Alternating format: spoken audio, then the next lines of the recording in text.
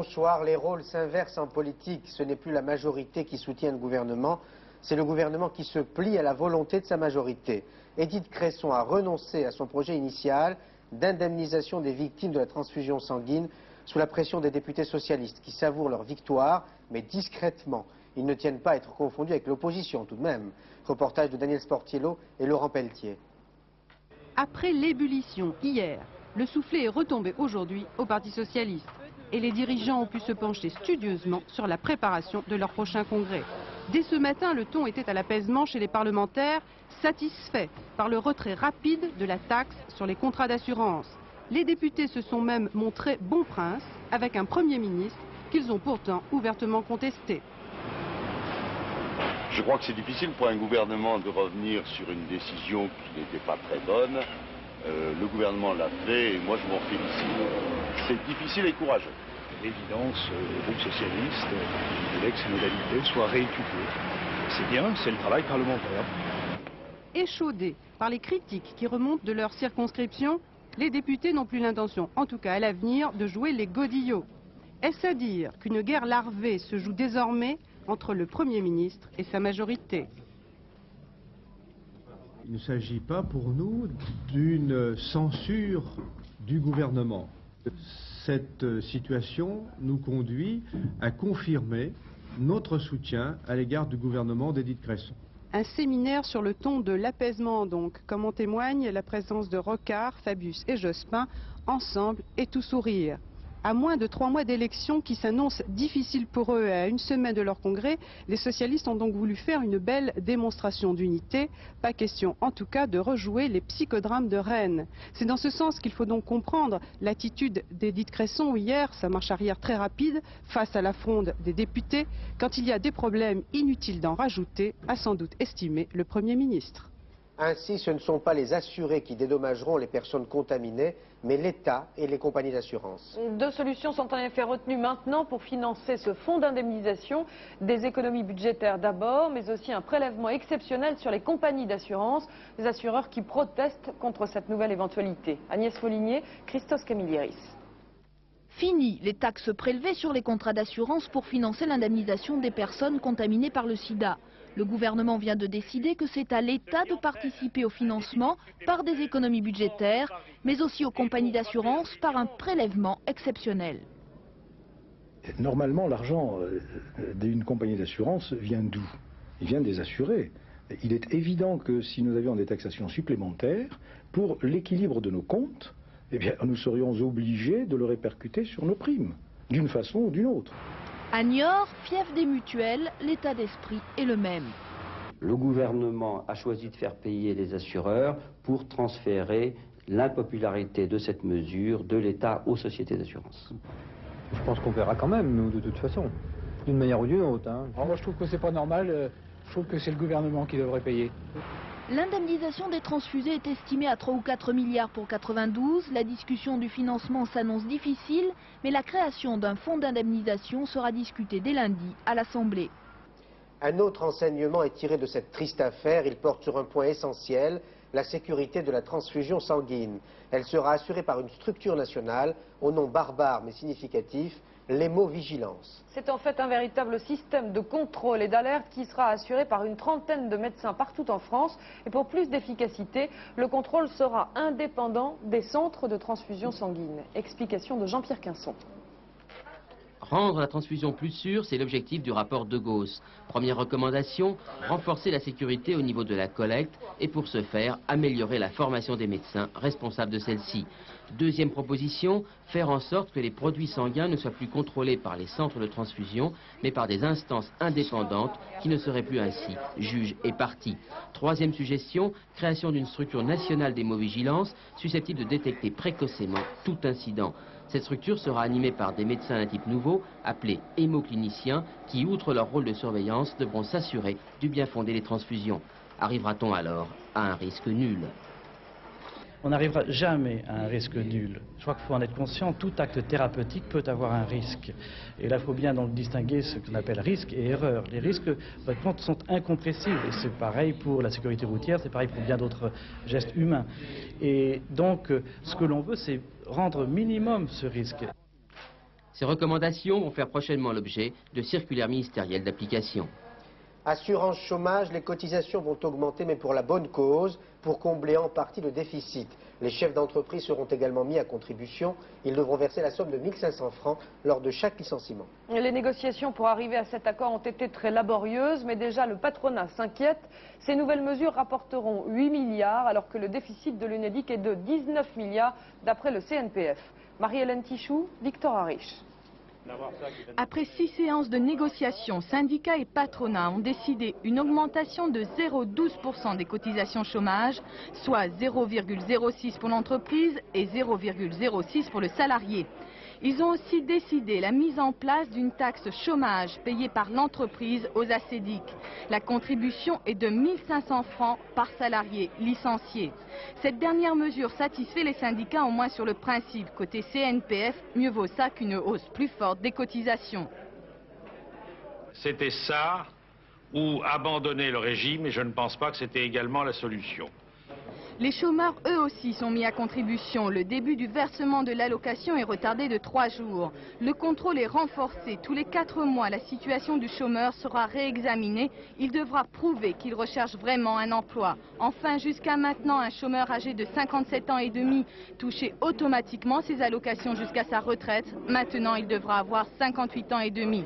La CGC refuse catégoriquement cette mesure. Nous ne pouvons pas signer parce que l'accord, selon nous, privilégie l'apparence de l'équilibre sur la garantie des droits des salariés de plus de 55 ans qui sont licenciés. La CFDT, Force ouvrière, signe l'accord. Pour elle, la priorité des priorités est d'assurer la survie du système. La CFDT a décidé de ratifier cet accord car c'est la seule manière, et c'est notre problème de fond, d'assurer l'indemnisation des chômeurs. La situation financière de l'UNEDIC était dans une situation catastrophique. Si la CFTC ne s'est pas prononcée, pour la CGT, c'est non au compromis. De fait, cet accord est une réponse provisoire à une situation d'urgence provoquée par l'aggravation du chômage. Les instituteurs et institutrices contre ce qu'ils appellent l'État Picsou, ils ont fait grève aujourd'hui pour réclamer leur dû, c'est-à-dire leur salaire. C'était un retard de paiement, ils obtiendront satisfaction. Une nouvelle à retardement. Un Français, Claude Girard, avait été enlevé par le Hezbollah au Liban et libéré après 1 an de captivité le 22 septembre 1990. Une nouvelle donnée par France Info et confirmée cet après-midi par le Quai d'Orsay.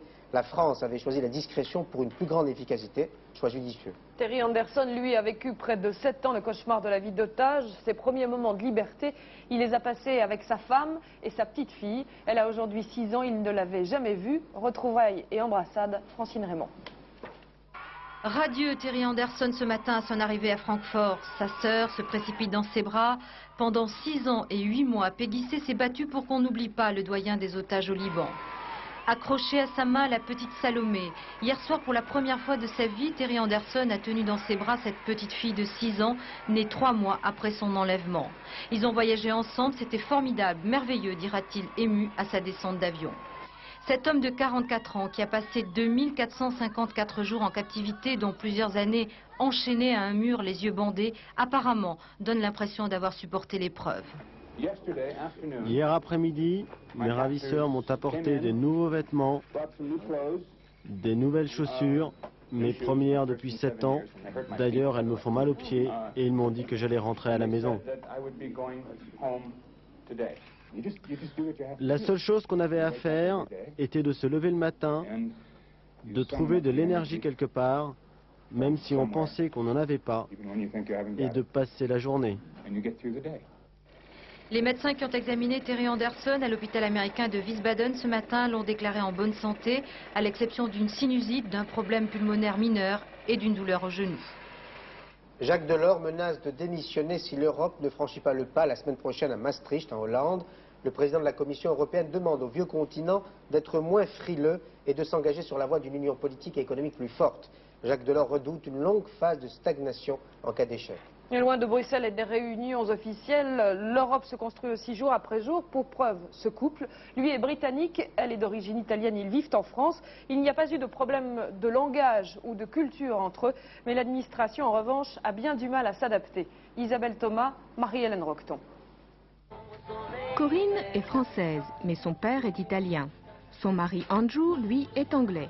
Chez les Weaver, l'Europe est une réalité quotidienne, longtemps avant la levée officielle des frontières. Moi, de mon côté, ça s'est très bien passé. On l'a très bien accueilli, même s'il était anglais, on l'a pris tel qu'il était. Et puis chez ma belle famille, on a l'habitude, puisqu'on a déjà un beau-frère qui est marié avec une Norvégienne et une belle-sœur mariée avec un Français. Pas de conflit non plus quant à l'éducation des enfants. Entre le libéralisme italien et la rigueur britannique, Laura respire l'heureux compromis. Un compromis qui se retrouve aussi dans l'assiette. Conquis à la gastronomie française, Andrew n'en a pas délaissé sa boisson nationale, ni Corinne ses lasagnes. De l'insertion parfaite au balbutiement bilingue de Laura, les Weaver ont tout d'un couple moderne dans une Europe modèle. Un tableau qui serait exemplaire sans l'incontournable administration. Ça s'améliore, mais il y a 10 ans, donc, quand je suis arrivé, pour avoir du travail, il fallait d'abord avoir une carte de séjour. Et lorsque je suis allé à la préfecture pour demander une carte de séjour, il fallait d'abord avoir une preuve comme quoi j'étais employé. Donc c'était un cercle vicieux. Alors moi, j'ai rencontré des problèmes pour avoir un passeport, puisqu'il fallait que je prouve que je n'avais pas perdu ma nationalité française. Et comme mon père était italien, il fallait que je donne les papiers de naturalisation de mon père. Il fallait remonter à mon grand-père qui était français, tout ça pour moi uniquement avoir un passeport français. Donc j'ai trouvé ça très compliqué au départ. Dans une Europe qui va s'ouvrir en 93, c'est vraiment aberrant à la limite. La balle est désormais dans le camp des institutions. Beaucoup parient déjà que leur évolution sera bien plus longue que celle des mentalités. L'Europe devra se préoccuper d'une autre évolution, ou plutôt d'une régression. À l'Est comme à l'Ouest, le souvenir d'une époque marquée par la haine ressurgit. Il est même cultivé par des partis qui ont pignon sur rue, comme le NPD en Allemagne, le Parti national démocratique, mais il n'a de démocratique que le nom. C'est le plus vieux parti d'extrême droite. Il est déjà bien implanté avec 9000 adhérents et plusieurs élus. Avec la réunification et à cause de la crise économique, il fait chaque jour de nouveaux sympathisants en Allemagne de l'Est. Reportage de nos envoyés spéciaux Caroline Sins et Joseph Tual. 1964, création du NPD. 12 des 20 membres fondateurs ont appartenu au parti nazi. Il devient vite la principale force d'extrême droite. Représenté dans plusieurs conseils municipaux, il n'atteint jamais les 5% pour siéger au Parlement. Aujourd'hui, le NPD compte 9000 membres. C'est dans un quartier pauvre de la banlieue de Berlin que nous avons rendez-vous avec le second du NPD. Ce parti est désormais autorisé dans la ville après 20 ans d'interdiction, interdiction prononcée par les Alliés. Notre interlocuteur ne voudra pas être filmé ailleurs que dans cet appartement vétuste. Leitmotiv, l'Allemagne aux Allemands dans ses frontières d'avant-guerre. Révélateur, il parle d'Allemagne centrale et non d'Allemagne de l'Est. L'unification de l'Allemagne de l'Ouest et de l'Allemagne centrale est importante.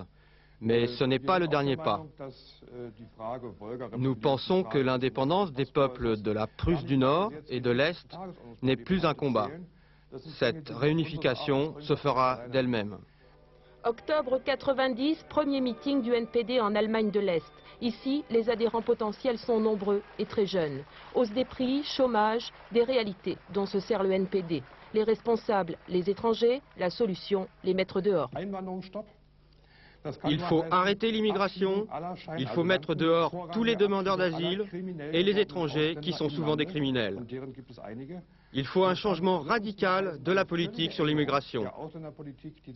Et ça, à tout prix, même s'il faut quitter la communauté européenne. Stéphane, 22 ans, est étudiant en politique. Il appartient aux Jeunesses démocratiques, organisme du NPD. Même s'il se défend d'être nazi, Stéphane se fait l'avocat du diable. C'est idiot de dire aujourd'hui que tout ce qu'a fait Hitler était mauvais, alors que certaines choses ont réussi. Il y a sûrement des points que j'aurais pu défendre, que je comprends. Je souscris à beaucoup d'idées, comme l'union du peuple.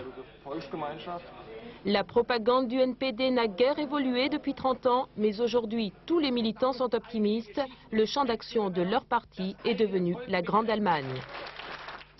Et revoilà Godino, Antoine de son prénom. L'ancien inspecteur tenait à être entendu au procès dit des fausses factures de la Sormae. Il l'a été. On s'attendait à un coup de théâtre. L'ex-inspecteur n'a pas failli. Il a accusé la justice d'avoir protégé un élu socialiste absent au procès. La Ligue des contribuables porte d'ailleurs plainte pour forfaiture contre le procureur général de Paris. Albert Ipamonti, Patrick Millerio. Quelques curieux devant la 11e chambre correctionnelle venus voir et entendre Antoine Gaudinot, l'ancien inspecteur, témoin cité par la Ligue des contribuables. Celui-ci avait promis des révélations, il a jeté un nom en pâture, celui de Philippe Sanmarco, député socialiste de Marseille. Il l'accuse d'avoir perçu sur un compte codé des fonds d'Urba. Dans ce dossier Sormaheu, affirme Antoine Gaudinot, il y a suffisamment d'éléments pour renvoyer Philippe Sanmarco du chef de trafic d'influence. Or, cela n'a pas été fait. Monsieur Sanmarco n'a pas bénéficié d'une amnistie ni d'un non-lieu. S'il n'est pas au procès, c'est qu'il a été protégé par le pouvoir politique via le parquet général de Paris. J'assume bien ce que je dis, je le répète, et je défie qui que ce soit de pouvoir me poursuivre en diffamation sur ce point. Le parquet a-t-il protégé Philippe Sanmarco? Maître Jean-Marie Job, avocat de la Ligue des contribuables, en est convaincu. Et il annonce qu'il porte plainte pour forfaiture contre le procureur général de Paris. Des accusations absurdes, rétorque Gérard Monat. Et l'ancien patron d'Urba accuse à son tour Antoine Gaudinot d'avoir étalé la procédure en place publique. J'aurais préféré qu'il réponde à la question principale que l'opinion publique doit savoir. Est-ce qu'un officier de police judiciaire a le droit de rendre public des pièces qui sont soumises au secret judiciaire? Antoine Gaudinot a réussi son coup médiatique. Ex-inspecteur, auteur à succès et depuis peu candidat aux élections régionales Provence-Alpes-Côte d'Azur. Ceci expliquant peut-être cela.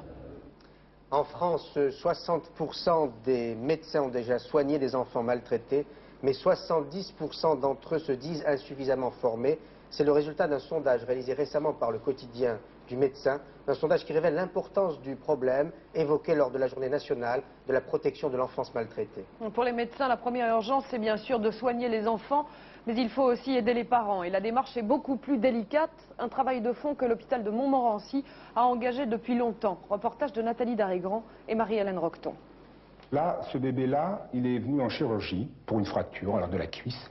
On voit une fracture presque à la du bout, là, le fémur est complètement cassé. Et quand on sait que ce bébé a 1 mois et demi, on pense qu'un bébé d'1 mois et demi ne peut pas se faire une fracture du fémur tout seul, c'est sûr.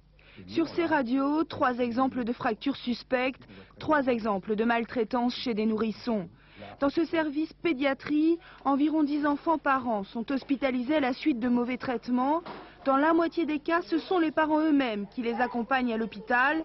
Première urgence, soigner et protéger les victimes. Ensuite, et c'est le plus difficile, essayer de travailler avec les familles.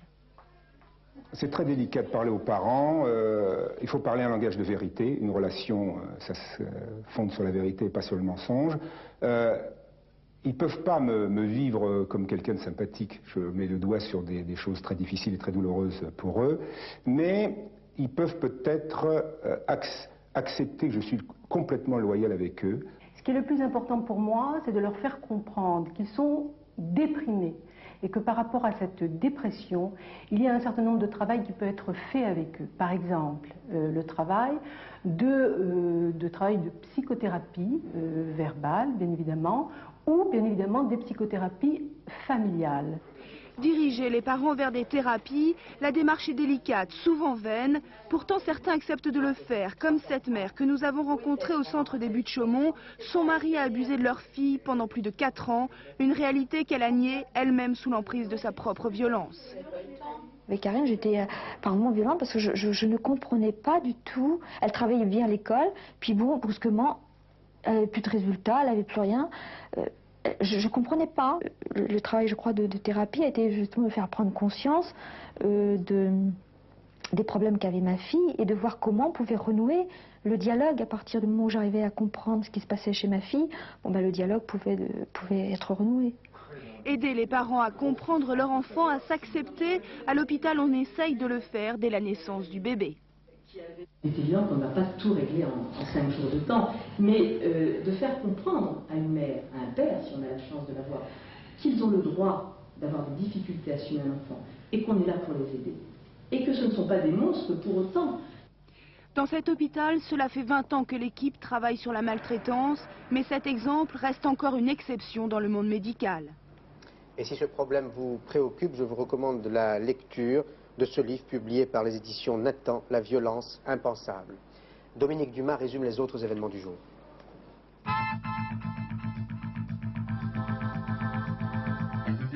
Un mort et 2 blessés, dont un grièvement. C'est le bilan d'un incendie survenu dans un immeuble des Acédiques cet après-midi rue Saint-Charles dans le 15e arrondissement à Paris. On ignore pour l'instant les circonstances exactes du sinistre. Il semble que le feu se soit propagé par la cage d'escalier.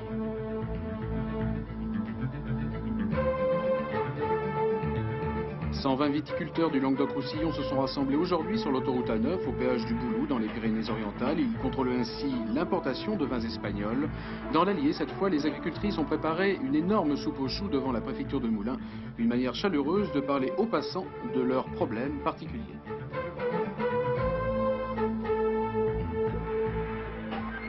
Après le tunnel du Mont-Blanc hier, aujourd'hui 350 poids lourds étaient bloqués au tunnel de Fréjus. Les transitaires en douane veulent attirer ainsi l'attention. Ils sont 25 000 en France. Avec la suppression des frontières européennes en 1993, cette profession est censée disparaître. Demain, ce sont les postes douaniers entre la France et la Belgique qui seront paralysés.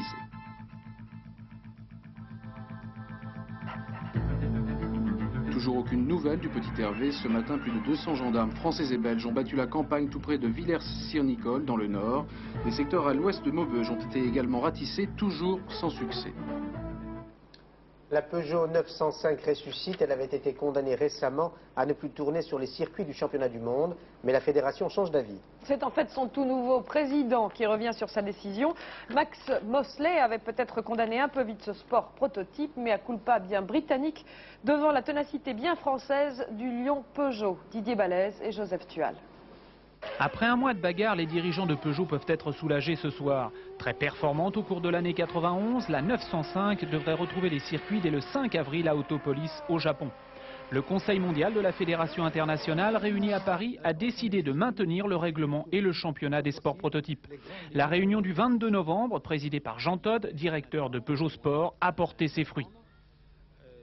Il a bien poussé les gens et maintenant ça donne l'impression d'être beaucoup mieux. Alors ça ne sera pas bon maintenant de tuer ce championnat, plutôt garder le règlement comme il est, attendons le 31 janvier parce qu'il y a toute espérance que nous aurons suffisamment de voitures et nous espérons ça. Nous ne voulons pas tuer le championnat, ni moi ni personne.